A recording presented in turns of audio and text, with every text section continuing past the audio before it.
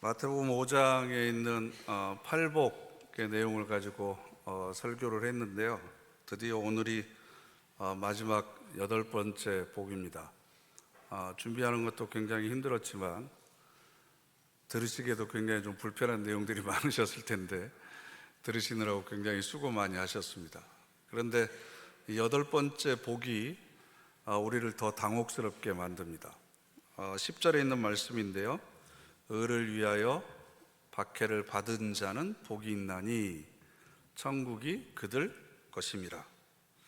번역에 좀 약간 뉘앙스가 좀 분명하지 않은 것이 있어서 지적을 하면 의를 위하여라고 되어 있는데요. 이 위하여라고 하는 전치사가 헤네켄인데 이 헤네켄이라고 하는 단어는 원래 이유를 나타내는 전치사입니다.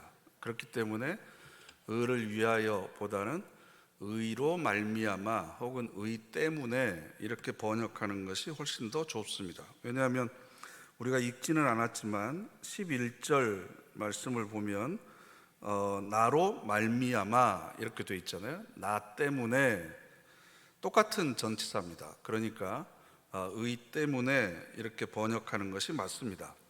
의를 위하여라고 번역을 해놓으면 마치 박해를 당하는 사람이 목적의식을 가지고 일부러 박해를 자초하는 것처럼 그렇게 해석될 우려가 있습니다. 그러나 이 문장이 가지고 있는 의미는 박해를 당하는 사람의 이유가 그들의 내면에 혹은 그 마음속에 간직하고 있는 의로움이 자연스럽게 흘러나와서 그것 때문에 박해를 받을 수밖에 없다라는 겁니다. 뿐만 아니라 우리 성경은 박해를 받은 자는 이렇게 되어 있어서 과거에 박해를 받은 경험이 있는 사람에 대한 이야기인 것처럼 이해하기 쉬운데 이 동사가 현재 완료형입니다. 완료형이라고 하는 건 과거의 어느 시점부터 현재까지 계속 진행되는 동작이나 상태를 이야기하거든요. 그러니까 박해를 받은 이건 과거형이죠. 받는 그러면 현재형이고, 그래서 박해를 받아온 혹은 박해를 당해온 이렇게 번역을 하는 것이 좋습니다. 그래서 10절을 다시 좀 원문의 의미를 살려서 번역을 하면 복이 있습니다. 의 때문에 박해를 받아온 사람들은 하늘나라가 그들의 것이니까요. 새한글 성경입니다. 최근에 번역된 성경인데 저희가 수요 성경 공부 때 이 새한글 성경을 가지고 수요 성경 공부를 하고 있습니다. 이 새한글 성경이 원문에 가장 적합하게 그리고 현대인들의 어투에 가장 맞게 번역을 해놓은 것 같습니다. 그런데 이 팔복의 마지막 복이 사실은 굉장히 우리를 당혹스럽게 만듭니다. 박해를 당하는 것이 어떻게 복일 수 있습니까? 박해를 당해온다고 하는 것은 계속 고난이 멈추지 않는다는 거고 계속 그 시련의 한복판에 서 있어야 된다라는 뜻입니다. 뿐만 아니라 의라고 하는 겁니다. 의 때문에. 근데 6절에 보면 의에 줄이고 목마른 사람들이 복되다. 하나님의 의를 추구하는 사람은 그 자체가 복된 사람이다. 이렇게 우리가 은혜를 받았는데 의에 줄이고 목마르다 보면 결국 그 의 때문에 박해를 당하는구나. 그러면 그 의에 줄이고 목말랄 필요가 없겠구나 이렇게 생각할 수밖에 없지 않겠습니까? 우리가 살고 있는 세상은 저마다 주장하는 의로움이라고 하는 것이 전혀 다릅니다. 시어머니가 생각하는 의와 며느리가 생각하는 의가 다르니까 충돌이 생기는 거고요. 사용자가 생각하는 의와 노동자가 생각하는 의가 다르니까 충돌이 생기는 거죠. 그래서 파업을 하는 겁니다. 아버지가 생각하는 의와 아들이 생각하는 의가 다릅니다. 이것이 계속 충돌을 일으킵니다. 그래서 우리가 겪고 있는 갈등과 분쟁, 심지어는 전쟁과 테러, 이 모든 것들이 의와 의가 부딪혀서 일어나는 것들이죠. 그런데 성경에서 말하는 의로움이라고 하는 것은 우리 인간이 자기의 이익을 위해서 이기적인 욕심에 의해서 주장하는 혹은 정치적인 이념이나 사상 혹은 정파적인 이익 때문에 주장하는 그런 의로움이 아니라 체데크라고 하는 단어입니다. 하나님의 의로우심입니다. 이 하나님의 의로우심을 추구하는 것, 자기를 부정하고 자기 뜻과 자기 생각과 자기 주장을 내려놓고 하나님의 의로움을 위해서 희생하는 사람, 자기의 뜻을 내려놓는 사람, 이런 사람이 복되다라는 겁니다. 그러면 여기서 말하는 의라고 하는 것은 팔복만 놓고 본다면 바로 앞절인 9절과 연결이 되는데요, 평화를 일구는 사람, 화평케 하는 자라고 되어 있잖아요. 그러니까 우리가 살고 있는 이 모든 세상에 평화를 만드는 것, 이것이 바로 하나님의 의로움, 하나님의 뜻이다라는 겁니다. 이 평화라고 하는 것은 강자가 약자를 억눌러서 힘에 의한 평화를 이야기하는 것이 아닙니다. 의로움이 없는 평화는 거짓 평화입니다. 불의한 자들이 만드는 평화도 오래 가지를 못합니다. 모든 사람들이 의로움을 가지고 서로 충돌하기 때문에 평화가 없습니다. 그러니까 각자가 생각하는 의로움을 버리고 더 높은 차원의 하나님의 의로움에 모두 합의하고 동의할 때 이 의로움이 이루어지거든요. 그러기 위해서 가장 필요한 건 강자가 먼저 양보해야 됩니다.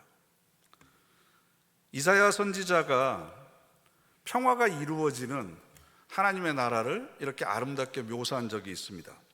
이리가 어린 양과 함께 살며 표범이 어린 염소와 함께 누우며 송아지와 어린 사자와 살찐 짐승이 함께 있어 사자가 소처럼 풀을 먹을 것이며 젖먹는 아이가 독사의 구멍에서 장난하며 젖된 아이가 독사의 굴에 손을 넣을 것이라.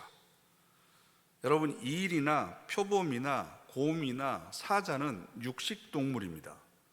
그런데 내 삶의 방식을 버리고 초식 동물인 염소와 송아지와 함께 풀을 뜯어 먹는다는 겁니다. 강자가 자신의 힘을 버리고 약자의 삶의 자리로 내려오는 것, 이게 바로 하나님께서 우리를 통해서 이루시고자 하는 평화의 가장 원리입니다. 그런데 우리가 살고 있는 시대는, 아니 인간의 역사를 보면 법보다는 주먹이 더 가까운 시대였죠. 하나님의 의를 추구하는 시대가 아니라 결국 자신의 의를 더욱더 내세우고 그것을 이루기 위해서 힘을 사용하고 그 힘을 사용해서 이기는 사람이 곧 선이 되는 겁니다. 그래서 역사를 보면 이런 유명한 얘기가 있죠. 성공한 쿠데타가 없고 실패한 혁명이 없다. 성공한 쿠데타가 없고 실패한 혁명이 없다. 아무리 나쁜 의도를 가지고 있었어도 권력을 잡기 위한 이기적인 욕심에서 시작했더라도 성공하면 무조건 혁명입니다. 아무리 선한 의도를 가지고 했다고 하더라도 실패하면 무조건 쿠데타로 기록됩니다. 정의가 살아남는 것이 아니라 어떻게든 살아남은 자가 주장하는 게 정의가 되는 겁니다. 이게 역사의 현실입니다.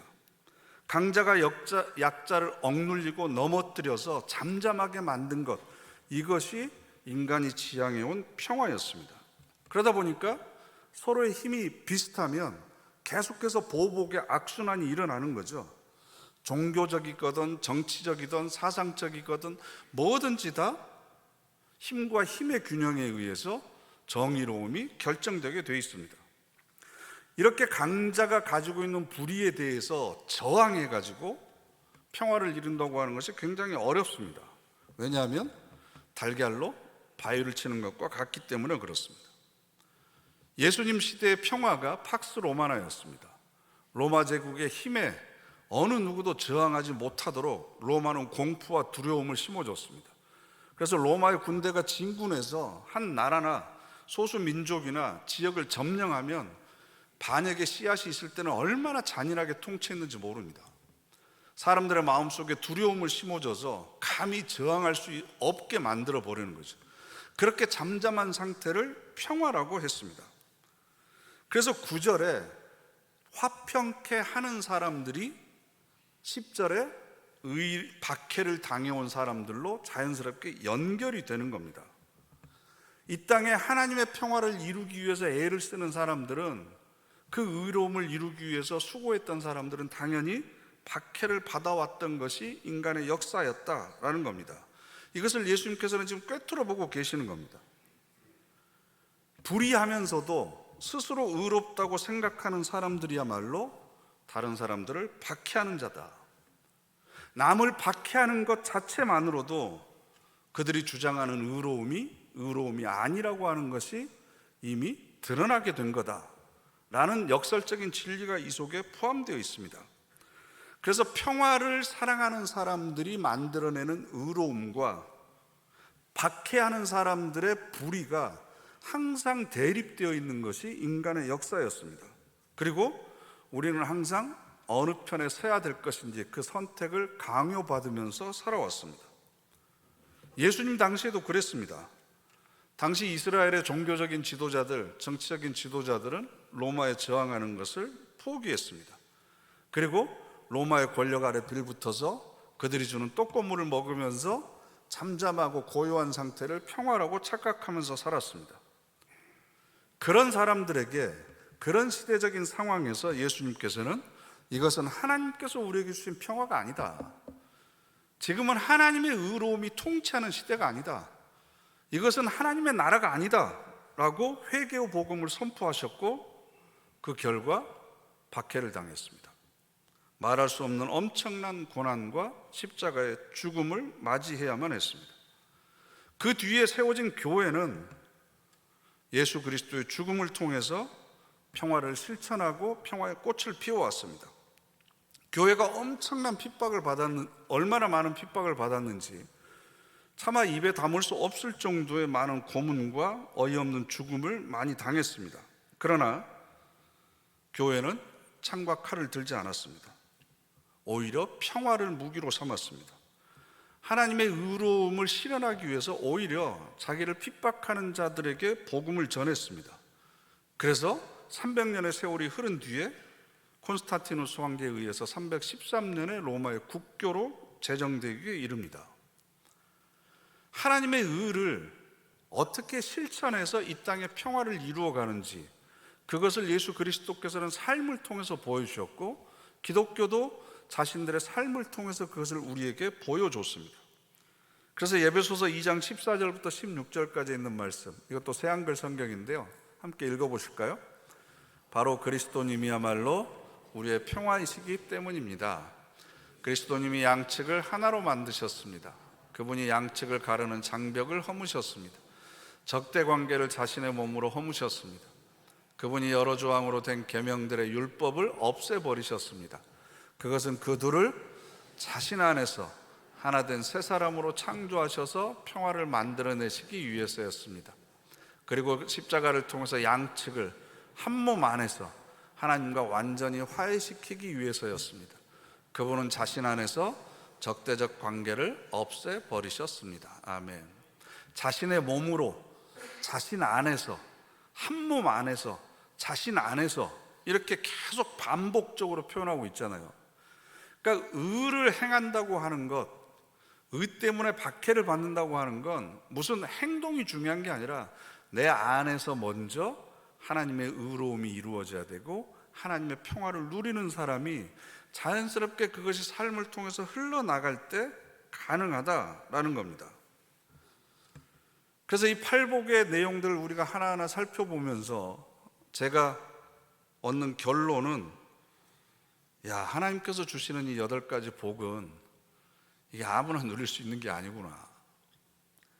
그 내면의 심성에 이미 하나님의 평화가 이루어지고 그 의로움이 이루어진 사람, 그래서 그것이 자연스럽게 삶을 통해서 흘러나오는 사람, 그런 사람의 존재적인 변화가 먼저 있어야 되는구나.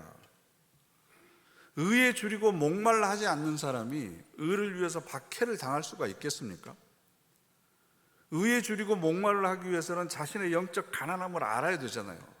그것에 대해서 탄식해서 내 의로움, 즉 내 생각과 내 결정과 내 판단, 내 경험, 내 지식, 이걸로 살아왔던 내 삶의 모든 것이 다 헛것이구나.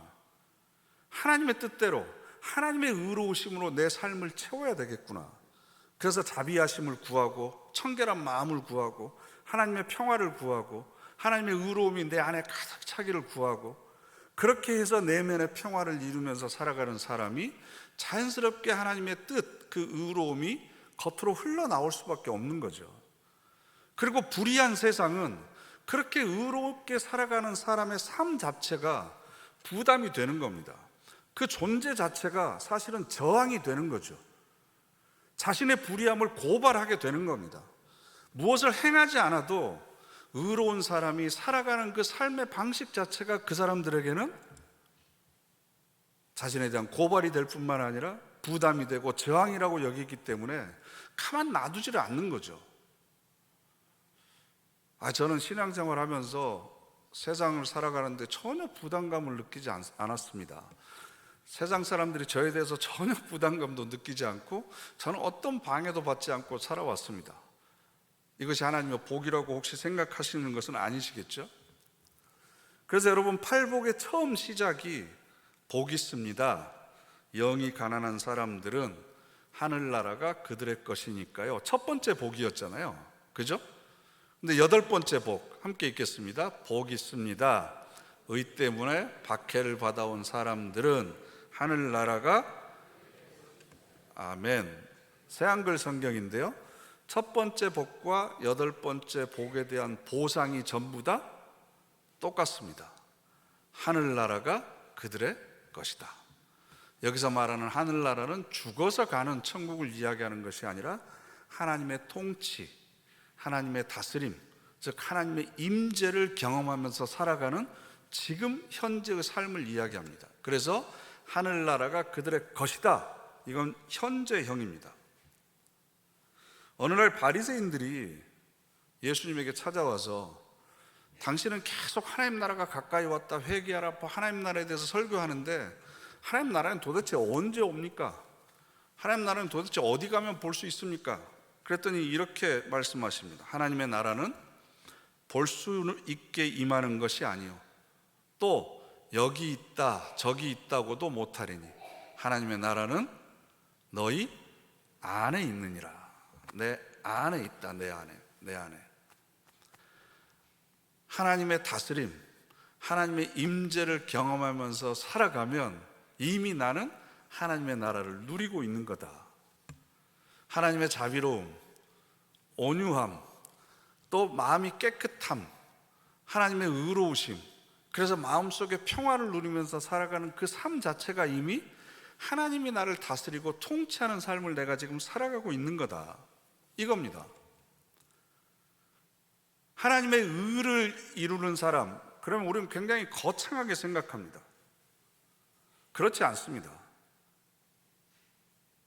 나쁜 짓 안 하고 착하게 사는 것, 이게 의로운 사람이 아닙니다.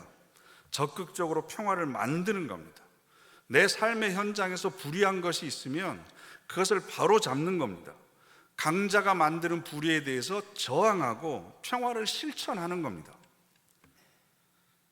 혹시 보신 분 있는지 모르겠는데 로베레 장군이라고 하는 영화가 있습니다. 나치에 저항하던 레지스탕스가 감옥에서 처형을 당하는데 무장 저항을 하지 않았던 젊은 청년이 그 레지스탕스에 분류돼 가지고 억울하게 죽게 생겼는 거예요.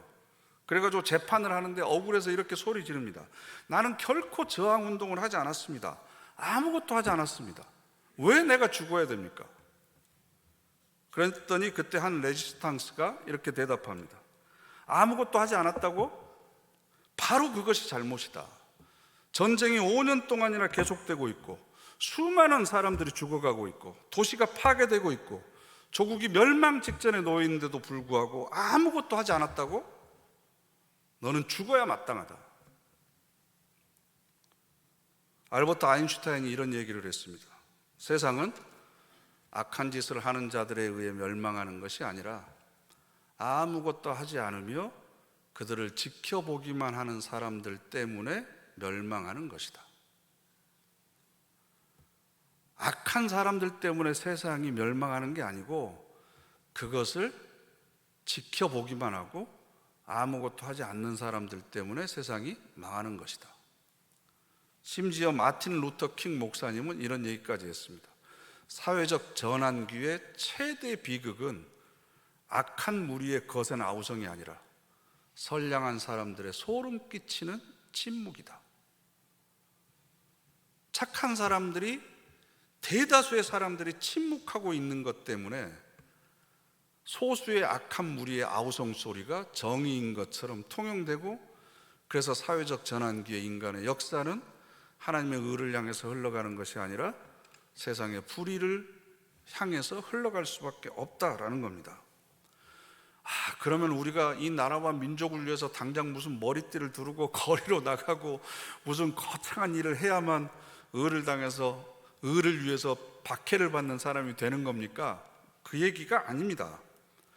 하나님의 의로움이 뭐라고 그랬죠? 바로 앞에 있는 평화를 이루는 겁니다. 이 평화라고 하는 것은 전인적인 것을 이야기합니다.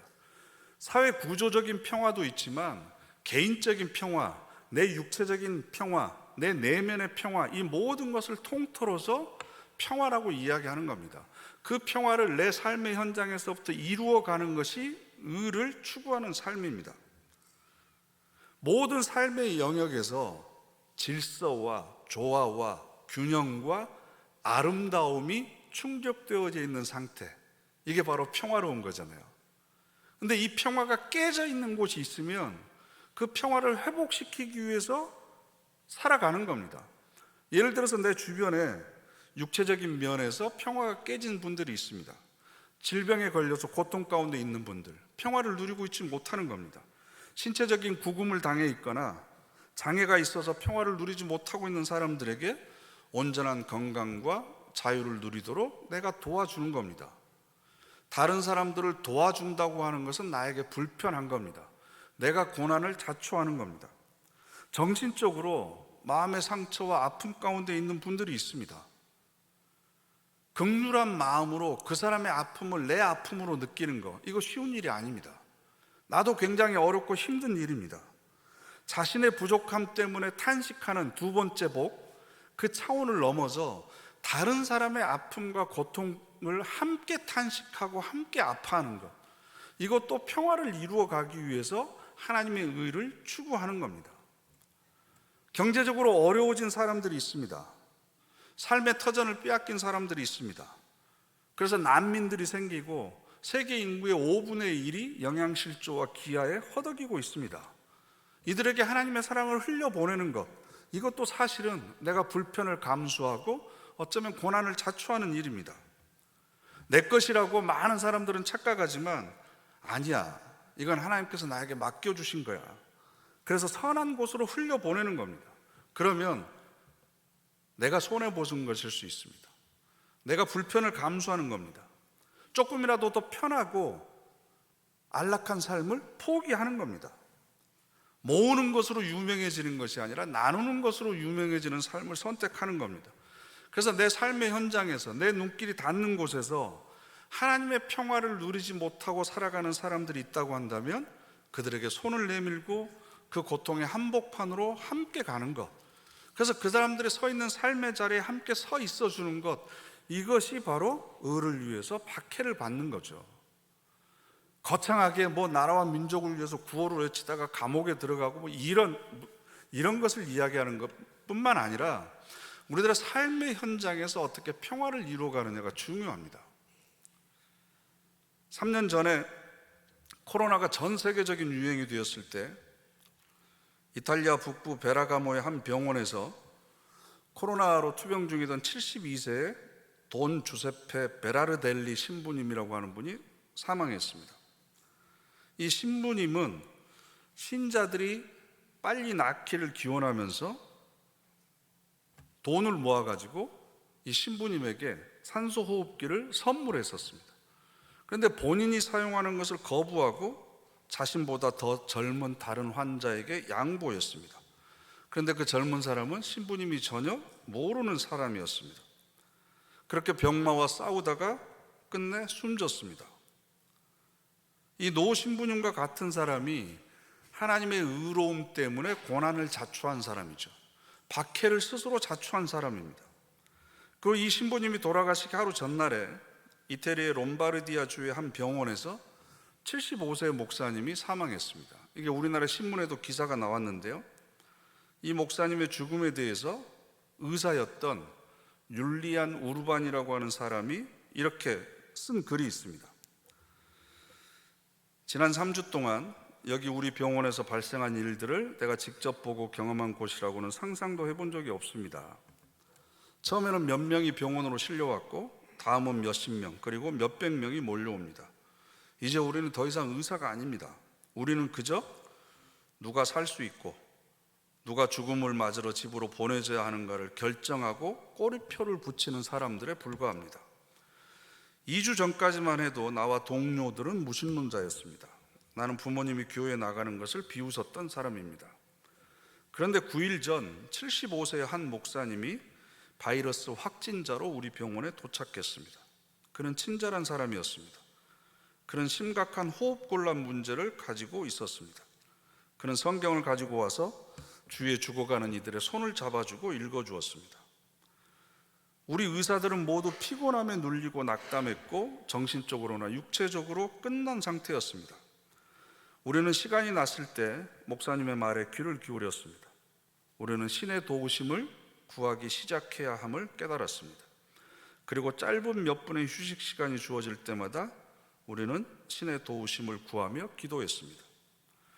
맹렬한 무신론자였던 우리가 지금 날마다 주님께 우리가 이 환자들을 계속 돌볼 수 있도록 도와달라고 구하면서 평화를 찾고 있다는 사실을 우리 자신이 믿을 수 없습니다. 어제 75세의 그 목사님은 돌아가셨습니다. 그분은 자신의 위중한 상태와 도와드릴 수 없는 우리의 어려운 한계에도 불구하고 우리가 찾지 못했던 평화를 우리에게 가져다 주었습니다.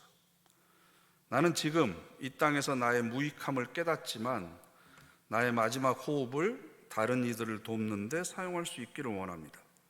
나는 나의 동료들의 죽음과 그들의 고통에 둘러싸여 있지만 하나님께로 돌아오게 되어 행복합니다. 2020년 3월 23일 코로나 바이러스 한복판에서 의사 줄리안 우르반. 이 글의 제목이 뭔 줄 아세요? 이제는 신이 존재하심을 믿습니다 라는 제목의 글입니다. 하나님의 의로움을 위해서 기꺼이 고난을 당하려고 하는 이 의지는 인간의 자유의지의 최고의 표현이다 라고 저는 생각합니다. 하나님께서 우리에게 자유의지를 주셨습니다. 그래서 우리는 어떤 것이든지 선택할 수 있습니다. 인간이 선택할 수 있는 자유의지의 최고의 표현은 하나님의 의를 이루기 위해서 고난을 스스로 자초하는 겁니다. 고난까지는 아니더라도 물질적인 손해와 경제적인 이익을 포기하고 육체적인 안락과 편의를 버리는 것에서부터 출발할 수 있습니다. 왜냐하면 지금도 하나님께서는 고통이 있는 곳에서 그 고통을 당하는 자들과 함께 계시기 때문에 그렇습니다. 하나님의 의로움을 이루기 위해서 하나님께서 제일 먼저 발벗고 손 걷어붙이고 지금도 일하고 계십니다. 그래서 예수님께서는 아버지께서 일하시니 나도 일한다 그러면서 고난당하는 사람들의 삶에 뛰어드셨던 것입니다. 팔복의 내용은 우리가 신앙생활을 하면서 얻고자 하는 그 복에 대한 개념을 완전히 바꾸어 놓았습니다. 굉장히 곤혹스럽고 당황스럽습니다. 그리고 받아들이기 힘듭니다. 이 설교 팔복의 의미 하나씩 하나씩 곱씹으면서 여러분들도 마음속에 많은 저항이 있었을 겁니다. 제가 불편한 예수님의 복음을 전했다는 생각도 듭니다. 왜냐하면 저 또한 이 팔복의 의미를 묵상하는 동안 제 스스로도 많이 불편했기 때문에 그렇습니다. 그러나 그저 예수 열심히 믿으면 세상에서 복 받습니다, 그런 사이비 무당의 푸닥거리 같은 설교를 하기는 싫었습니다. 많은 사람들이 그런 설교를 듣기를 원합니다. 그러면서 점을 치러 가고 역술인을 찾고 무당을 데려다가 구술합니다. 그런데 여러분, 점 보신 적 있으세요? 저만 알고 있을 테니까.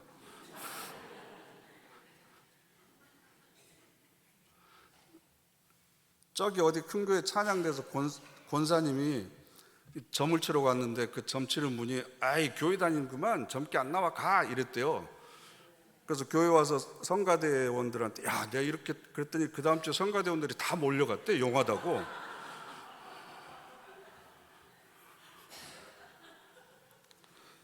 그러지 마세요. 여러분, 역술인 찾아가면 어떤 것이 바른 삶인지 가르쳐 줍니까?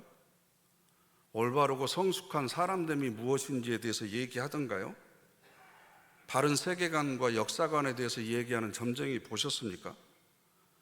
남이 어떻게 되든 나만 고난을 면하고 잘 살면 된다, 이게 최고라고 이야기하는 거잖아요. 근데 교회에서 설교하는 설교 말씀도 세속의 복을 구하고 화를 면하면 하나님의 복 받은 거다, 이렇게만 지금까지 가르쳐 왔습니다. 예수 그리스도의 복음의 핵심이 빠져 있었습니다. 어떤 삶을 살아가고 내가 어떤 존재가 되는 것이 예수 그리스도를 닮아가는 거고, 그리스도인이라고 하는 거, 우리는 보통 고상하게 부르지만 원래 의미는 예수쟁이에요. 예수쟁이. 사람들이 저 사람 그리스도인이래, 예수 흉내내는 사람들, 예수처럼 살려고 하는 따라쟁이들, 그래서 비하해서 불렀던 예수쟁이들입니다. 그러면 적어도 예수님의 성품과 인격과 그 삶을 내가 좀 살아보려고 몸부림이라도 쳐야 나중에 가서 이 정도까지는 했는데 도저히 안 되네요, 우리도 할 얘기가 있지 않겠습니까? 그저 점쟁이한테 가서 듣고 싶은 얘기나 교회 와서 목사한테 설교를 통해서 듣고 싶은 얘기가 별로 차이가 없다면 굳이 뭐하러 우리가 교회 와서 이렇게 신앙생활을 하겠습니까? 하나님께서 우리에게 기대하고 계시는 게 있습니다. 왜 예수님께서 세상을 향한 설교의 첫 메시지가 팔복이었겠습니까? 그리고 왜 그것을 지금 이 시대를 살아가고 있는 나에게 들려주셨겠습니까? 내가 그 복을 누리기를 원하고 그런 복을 삶으로 살아낼 사람이 바로 저와 여러분이라고 하는 기대를 가지고 계시기 때문이죠. 그래서 이 팔복이 남의 복이 아니고 나를 향한 하나님의 기대요, 소망이다. 내가 그런 복을 누리면서 살아가기를, 그래서 세상이 줄 수 없는 하늘의 평화와 위로와 기쁨을 이 복을 통해서 누리며 살아가기를 원하고 계신다. 이걸 다시 한번 마음속에 새기는 저와 여러분 되시기를 간절히 바랍니다. 기도하겠습니다. 우리 다 같이 합심해서 결단의 기도 드리겠습니다. 하나님, 우리 모두가 팔복의 삶을 살기를 원합니다. 단 한 번뿐인 우리의 인생입니다. 어떻게 사는 것이 옳은지, 어떤 마음이 바른 마음인지, 어떤 사람이 사람됨의 삶을 살아가는지 다시 한번 기억하기를 원합니다. 그래서 우리를 향한 하나님의 기대와 소망을 삶 속에서 이루어내는 저희들 되게 하여 주시옵소서. 우리 다 같이 합심해서 결단의 기도 드리겠습니다.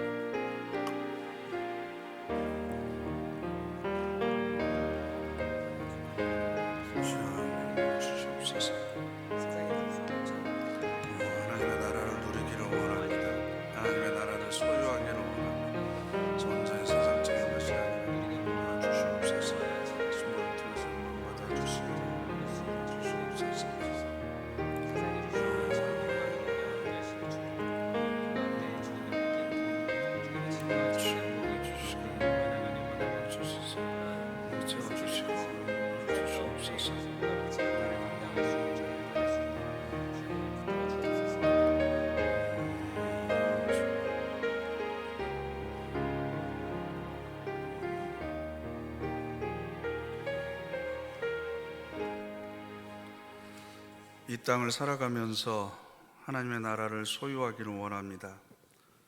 하나님의 나라를 누리며 살아가기를 원합니다.